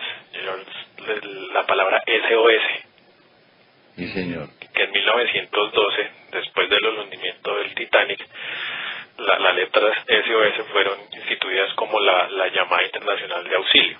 La Organización Marítima Internacional precisó que las letras no son abreviatura de la frase Save Our Souls, salva nuestras almas, sino que tienen otro significado especial. Porque la S son 3 puntos, la O 3 rayas y 3 puntos, entonces es bastante sencillo. Cualquiera puede transmitir ese código. Son fáciles de recordar y se transmitían en esa época en el código Morse. Exactamente. Porque la discusión era de que en efecto significaba lo que usted acaba de decir, ¿cómo es? Save our souls, salve nuestras almas. Así es. Claro, ahí. SOS. Eso es. Y la otra palabra es FOC, la famosísima palabra FOC. Es una sigla, sí, señor. En la antigua Inglaterra la gente no podía tener sexo sin contar con el consentimiento del rey. Cuando la gente quería tener un hijo, debían solicitar un permiso al monarca, quien les entregaba una placa que debían colgar afuera de la puerta mientras tenían relaciones. La placa decía Fornication under consent of the king. Las siglas de FUCK, que ese es el origen de la tan famosa palabra FOC. Que ahora se volvió tabú, pero anteriormente eso era una cosa común y corriente, ¿no? Sí, señor. Exacto. La otra palabra que tengo es bigote. Bigot. Exacto, según los soldados alemanes que llegaron a España con Carlos V en el siglo XVI, acostumbraban a saludar llevándose los dedos sobre el labio superior y a la vez que gritaban Bigot, que es viva Dios. Entonces los españoles de entonces creyeron que aquel era el nombre de los mostachos o pelos sobre la boca. Eso no lo sabía yo, hombre. Y la otra es el país inventado por los americanos, que es Liberia. Sí, señor, muy interesante. Que es Liberia. Y la capital es Monrovia, en honor del presidente Monroe. Y Liberia en honor a la libertad, porque fue cuando el Congreso de Virginia decidió liberar a los 200.000 esclavos y llevarlos a unos territorios comprados por norteamericanos. Así es. Y si se dan cuenta, la bandera de Liberia es muy similar a la de Estados Unidos. Sí, señor. Esos eran como los aportes para esta noche. Muy valiosos, Cristian, hombre, muy bueno. Oye, Nos agrada muchísimo que usted nos colabore y nos aporte tanto, hombre. A lo que dice aquí, interesante. bigote. Bastóse en la sabiduría de las naciones, dice que el nombre bigote lo formaron nuestros abuelos viendo y oyendo que un alemán, retorciéndose el pelo del labio superior, exclamaba By God, vive Dios. Otros, Ganden, entre ellos, le dan un origen inglés de By God, o By God. By God, por que Dios. Significa lo mismo. Sin embargo, el diccionario de la Academia dice que proviene del italiano gote, carrillo, y bis, palabra latina, como si dijéramos doblados carrillos, porque traían los bigotes tan anchos y abultados que parecían duplicados los carrillos, uno de carne y otro de pelo. Según Covarrubias, es vocablo alemán. Quieren algunos, entre ellos Sánchez, que valgo tanto como perdeum, porque cuando hacían algún juramento se estiraban los bigotes, o cuando amenazaban a alguno, decía las palabras bigote y mostacho, la tenían, era como un juramento, by God, vive Dios. Correcto, tiene razón, Cristian. Sí, Eso es porque los alemanes viejos, ¿no? Todos esos prusianos, exacto, que parecían un bulldog, sí, señor, tenían ese famoso bigote, ¿no? Entonces, claro, ellos se agarraban de las puntas del bigote By God. Ujú. Sí, señor. Y la otra que es muy famosa, que pues hay varias versiones, pero que la que más se acepta es la de la palabra gringo, cuando se presentó la guerra entre Estados Unidos y México. Entonces los norteamericanos con su uniforme verde, y pues los mexicanos lo que hacían era Gringo Home. Y de ahí se la abreviatura para tomarlos como gringos. Aquí dicen es que Yankee go to home. Algo así. Sí, Yankee go to home. ¿Cómo le parece? Ay. Pero también tengo otra versión, que es, parece que en el oeste, pues cuando pasaban la frontera de México, se agarraron a jugar por los mexicanos y los gringos. Y apostaban el verde. Y apostaban donde decían, green, go, voy el verde, algo así. Green, go. Sí, esa es otra de las... ¿Cierto? Y otros Sí, señor. que había un canto ahí, una especie de himno, en donde hablaban de green grows. Más o menos el verde crece allá en la pradera, ¿no? Sí. Y una última, ya para no alargarme tanto y que los demás oyentes participen, es la palabra snob o snobismo. Cuando snob quiere aparentar, cuando se habla de una persona que quiere aparentar una mayor posición social. Pasó que en el siglo XVII en la Universidad de Cambridge decidió admitir algunos plebeyos becados, y para distinguirlos del resto de alumnos anotaban en la matrícula la expresión sine nobilitas, es decir, sin nobleza en latín. Y posteriormente, pues al abreviar el término quedó en snob. Vea usted, hombre. Sí. Muy acertado. Hombre, Cristian, Muy amable. Y un aporte muy delicioso. Muchas gracias. Profesores, que tengan un muy buen día. Gracias. Muchísimas gracias. Hasta luego. Recuerden, quienes estén interesados en nuestro libro La Bella Villa, que es una compilación de historias sobre la ciudad de Medellín, de sus iglesias, cementerios, edificios, monumentos, plazuelas, cerros, personajes, pueden llamar a este número que aparece en pantalla, 310-540-3833, 310-548, perdón, 540-3833. Eso sí. Tenemos líneas disponibles. Quien desee puede marcar nuestros números. Tenemos líneas. Estaba buscando aquí Bueno, snobismo también. Snob, sí, ese que dio Cristo. Sí.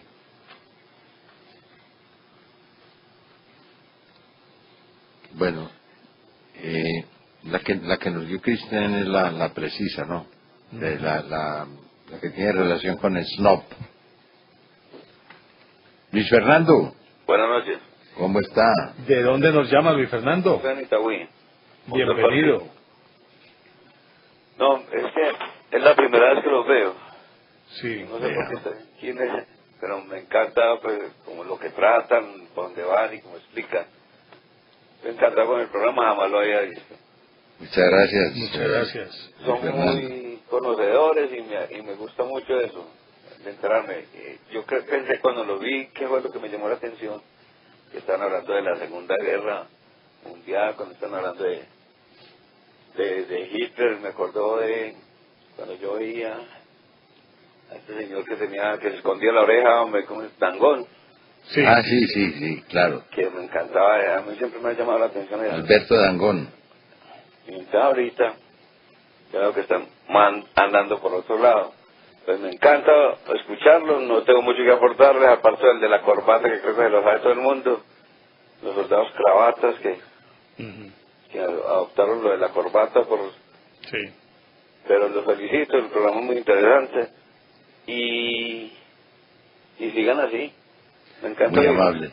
Gracias por ese concepto, Luis Fernando. Muy bien. Bienvenido siempre, muy amable. Que esté muy bien. Doctor Eliodoro Polanía, desde Curramba la Bella. Muy buenas noches, don Juan Manuel, y muy buenos días, perdón, don Néstor Armando. Bienvenido. Y a propósito de palabras, perdón. Bienvenido. Gracias, muy amable. No, a propósito de las palabras que estaba de dudosa o rara procedencia o perdida en el tiempo.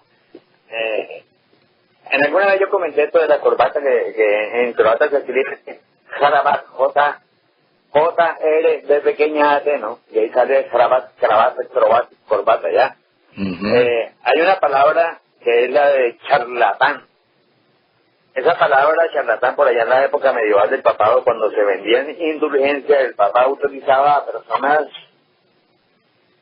del pueblo, a quien quisiera pues, vender indulgencias. Había un pueblo a unos 150 kilómetros aproximadamente al norte de Roma, que era Cerreto. Resulta que los cherrétanos resultaron supremamente hábiles y con una gran labia para vender indulgencias. Entonces, eso y a la influencia, lógicamente, también del verbo italiano charlare, ¿no? Aunque allá se usa mucho cacciarare también, ¿no? Cacciarare un po'. Entonces, de ahí se generó, cambió, al español en charlatán, de charlatano. Ah, qué bien. Porque Oiga, tenía mucha labia. ¿Ah? ¿sabe una cosa? Esa palabra está en el diccionario de la lengua alemana.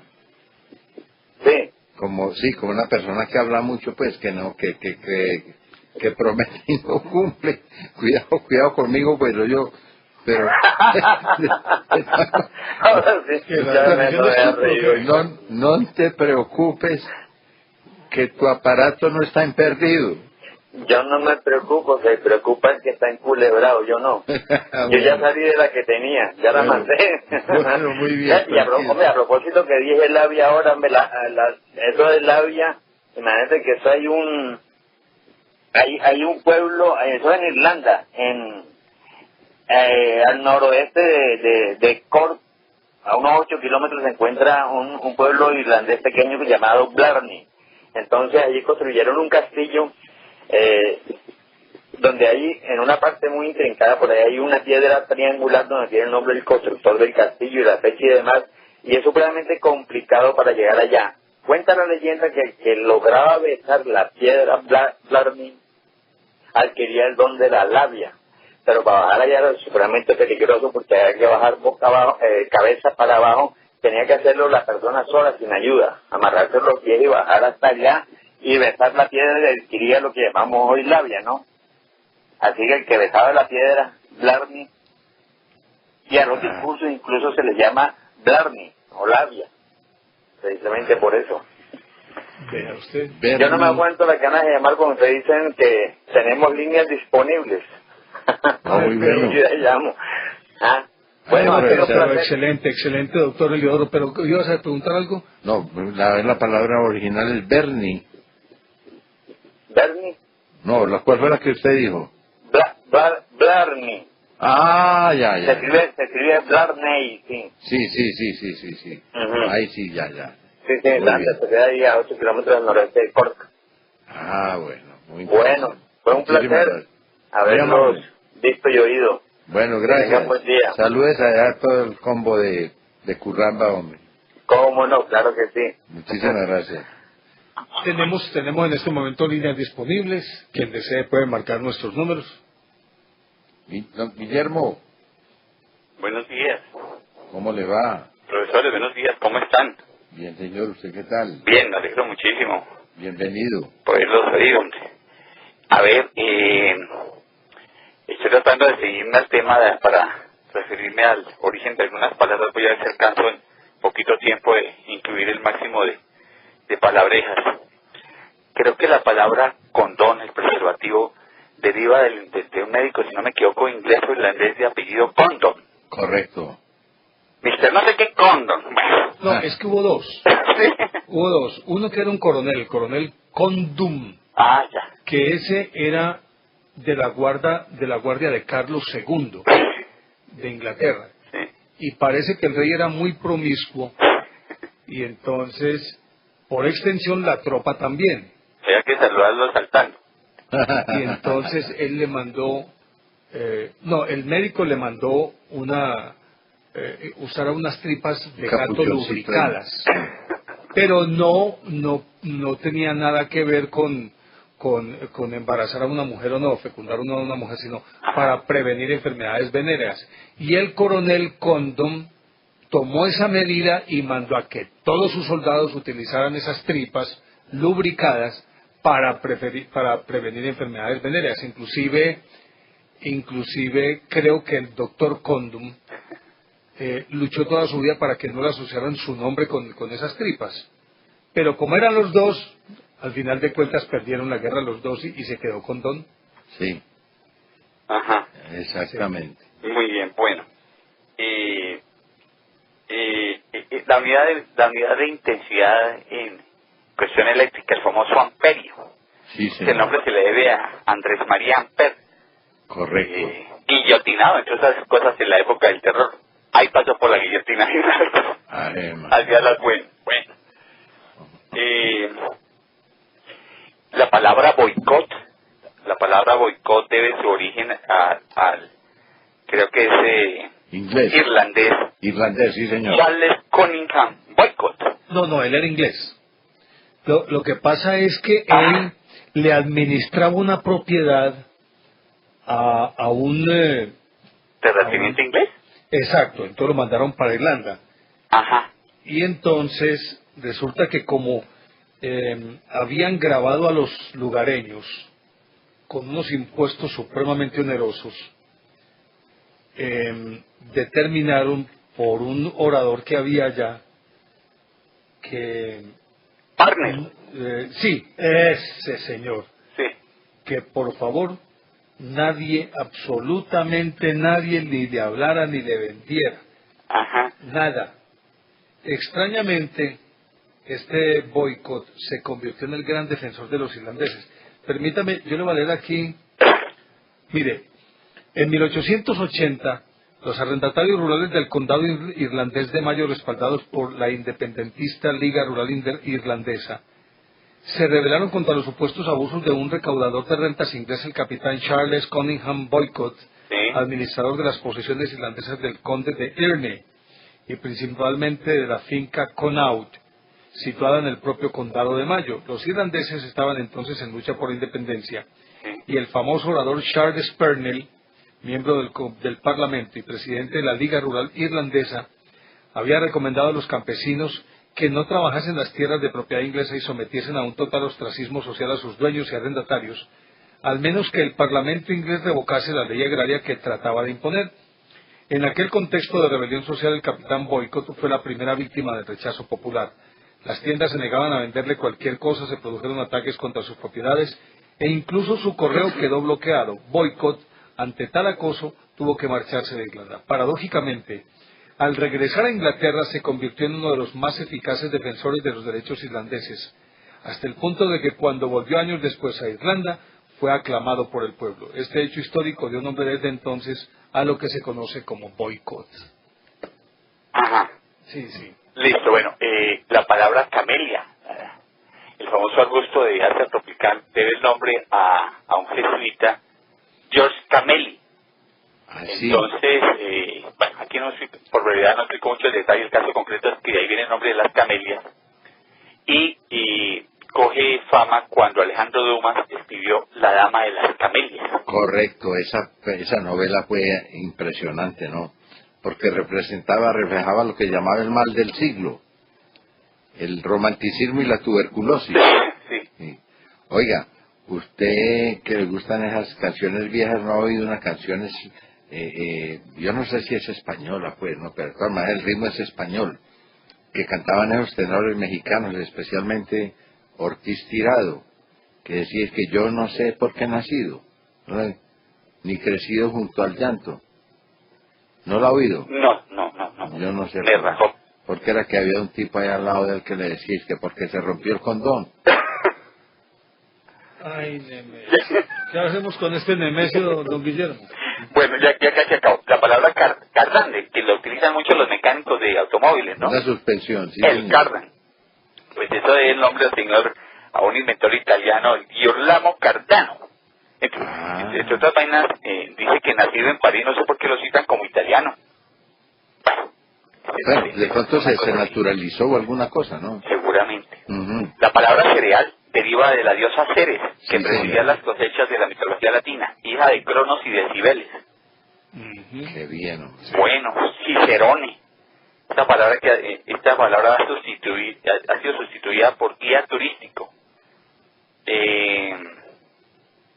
¿Qué otra cosa dice? La palabra Colt, la famosa... Samuel Colt. La marca Colt, la de los revólveres, Mm. que debe... ¿cómo es la cosa acá? La ley del Colt. Esto viene... se debe a Samuel Colt, que él inventó la famosa pistola y nació en Connecticut en 1814. Y chauvinismo, ya con eso acabo, profesores. Sí, señor. Debe su nombre a Nicolás Chauvin, natural de Roquefort, nombre que se le da a patriotismo exagerado, inflexible y ridículo cuando no falso. Profesores, mermo ahí porque me da pena y debe haber más televidentes y no me los quiero petaquear. Bienvenido siempre, Muchas hombre, gracias. Guillermo, hombre. Y feliz día, muy amable. Es un placer tenerlo por aquí, hombre, en este humilde cubículo, muy amable. Gracias, Siempre muy hombre, bien. don Guillermo. Y tenemos líneas disponibles. Tenemos líneas disponibles y todavía un poquitico de tiempo para quienes deseen Aportar o aportar sus participar o curiosidades. preguntar sobre todas estas curiosidades. Que la mayor parte de las curiosidades son lingüísticas, ¿no? Por ejemplo, esa palabra dalia, ¿no? Para la flor, ¿no? Que viene del científico dueco, ¿cómo se llamaba él? Ernest, tal vez, ¿no? Creo que el apellido era Dahl, ¿no? Dahl, Sí. sí, señor. ¿Usted sabe dónde viene la Y él expresión la clasificó. serenoma? Él la clasificó. Sí, señor. Doña Clara, ¿cómo está? Bien, tenemos una Sí. televidente. Desde Guarne. ¿Cómo Clara. está, doña Clara? Buenos días, ¿cómo están? Bien, gracias. ¿Usted qué tal? Por aquí buscando los animalitos. ¿Cuál, la Que no garrapata? La garrapata. El Milacesnus. No, señor, aquí tengo otro. ¿Cuál? Globigerina. ¿Cuál es Sí, ese? cuente a ver. Es que aquí tengo el álbum de chocolatinas, Ah, ya. el viejo. Sí, Sí. Entonces por aquí encontré varios. ¿Y cuál mencionó usted? Globicerina. Globigerina. ¿Y ese cómo es? Es un animalito pequeñito, una cabecita negrita y es luminoso. Globicerina. Mm. Puede ser la misma medusa No, sí, es una especie de merluza, pero es otra. nutrícola. Sí. Ah, bueno, entonces sí es. Está la radiolario, Sí, señora. Sí, señora. la cineta. Ajá. Los radiolarios, pues mejor Sí. dicho. Ah, vea usted. Bueno, y hablando del animal, ¿qué pez que coge con la lengua, como una especie de látigo? Es el camaleón. Ah, también. Y alcanza una velocidad impresionante cuando saca la lengua en el golpe que lanza como el fuete. Y la lengua es del largor del cuerpo. Pero el igual a las lengüitas que hay aquí en este país. Por Ay, ejemplo, ciervo, vara. doña Clara, igual a la lengua de Juan. No. No hay. No, yo me Yo no peino sé con por qué he ella. nacido ni crecido junto al llanto. Eso. Bueno, y como él se las sabe todas, él sabe que es suelto del tramojo. Pues el tramojo era lo que le ponían a los perros en la boca para que no mordieran. No, No. suelto del tramojo. Cuente, Tramojo cuente. es la manigueta del tarabón con el cual se retorcía la cabulla para hacer los lazos. Ah. Cuando dicha cabulla se soltaba, se Ah, mordía no. toda la piola, o sea, Ave María, ¿cómo se sería el comía guascazo? toda la piola. El golpe era duro. Sí, señor. ¿Y O sabe sea, cómo es que se con llama? alguno que está loco, pues, ¿no? Suelto del tramojo. O sea, Tramojo. empieza Tramojo. a golpear así como un loco, ¿no? Vamos a decirlo, ¿tramó o Tramojo, el tramojo. Tramojo. Sí. Bueno, otra cosa, bizarro. Bizarro tiene muchas traducciones. Por ejemplo, en inglés es extraño, raro. Lo mismo en francés, pero en español significa valiente. Valiente, No, señor. gallardo. No. ¿Cómo le parece que bizarro es la persona que es muy caritativa, Sí. Vea usted. muy amplio, Vea. para hablar, en todo? Una persona Qué bien. amplia en todo. Es muy bizarro. Esa no la conocía yo. Pues esta palabra la tengo desde hace como 300 años. Ah, pero yo ya estaba por ahí también. No, yo estaba muy pequeña, pero sí me acuerdo. No importa, no importa. Sí. No, pero es que todo eso se va enriqueciendo, ¿no? Eso es interesante. Sí, sí, sí. Claro. Buenísimo el programa. Muchas gracias a usted. Casi que no me comunico, yo los veo bastante. Nos encanta que le guste y le agradecemos mucho el aporte y las palabras suyas. No, el tema de hoy estuvo muy bueno. Bienvenida siempre. Bueno, siempre han sido los temas muy buenos. Clara, muchísimas gracias. Muchas gracias. Bueno, muy buenos días, que estén muy bien. Mejor usted, hasta luego. Hasta luego. Llegamos al final, sacamos conclusiones, Juan. Hombre, lo que yo digo es esto, que los... las curiosidades que ocurren en todo el mundo y en todas las cosas tienen un referente lingüístico necesariamente, ¿no? Siempre tiene que haber un nombre para alguna cosa o algo que ocurrió tiene que tener un nombre. Por eso, la lingüística es una buena clave para estudiar las sociedades y para estudiar los comportamientos humanos. Porque de acuerdo con esa clave usted puede determinar qué clase de cultura es la que se expresa en una forma determinada.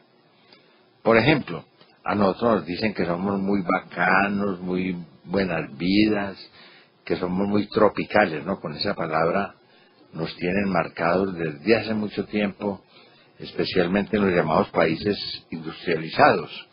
Como el tropicalismo. Sí, el tropicalismo, y eso como hablar del latino, ¿no? Que eso ya se volvió peyorativo y humillante. Pues hombre, ¿cómo le parece que eso es verdad? Pero no en la forma en que lo quieren interpretar, porque entonces empiezan a establecer una escala de valores y a comparar. Y resulta que es que nosotros somos así y lo expresamos en nuestra lengua. Usted, por ejemplo, ahora cuenta que fue el doctor Villa el que le prestó ese libro. Yo a usted le he prestado varios libros. Y una vez le pregunté por uno de ellos, y dije, vea, mejor, haceme el favor, Néstor, hombre, este librito, hombre, que yo te presté, así ya va para 2 años, hombre, ¿qué pasó con él? Y vos me dijisteis que ese libro se perdió. Digo, se perdió el libro, hombre. O sea, él desapareció. Por su propio gusto, se arrancó y salió y se voló. Así fue. Sí, desapareció. Sí. Nebel und Nacht. Sí. Sí. Vea, Noche y niebla. No lo sabía. Exactamente lo que ha pasado con los libros que yo te he prestado de no. O sea, sí, no. No. Han desaparecido entre la noche y la no lo sabía. Pero ve, mira, una vez estaban unos tipos al pie de un féretro, pues un muerto ahí. Que yo te he prestado cuando me los vas a devolver. No, tranquilo, que eso es eso es como el indio. Plata perdió. Y entonces llega y se arriman ahí. Estaba un tipo ahí rezándole al muerto cuando le arrima otro y, ¿qué hombre? ¿A dónde estabas tan perdido, hombre? ¿Qué más? Contame, hombre, ya que nos vemos ahora. ¿Qué pasó con una platica que te presté hace bastante tiempo, hombre? Y no volví a saber de vos ni nada, ni me dijiste pues ni un cartón, ni un tarjeto. ¿Qué pasó? Hombre, yo te mandé esa plata. Al poquito tiempo de haberme la prestado, yo te la mandé. ¿Y con quién me la mandaste, hombre? Y entonces vea lo que hace al pie del muerto. ¿Y con ese. Con el muerto se la mandó. Entonces resulta que cuando a alguien se le quiebra un vaso, una taza o cualquier cosa y dice que el vaso se quebró. ¿Cómo así que se quebró? O sea que el vaso estaba aquí tranquilo. Y entonces de un momento a otro salió brincando y se tiró, se suicidó. Pero yo no.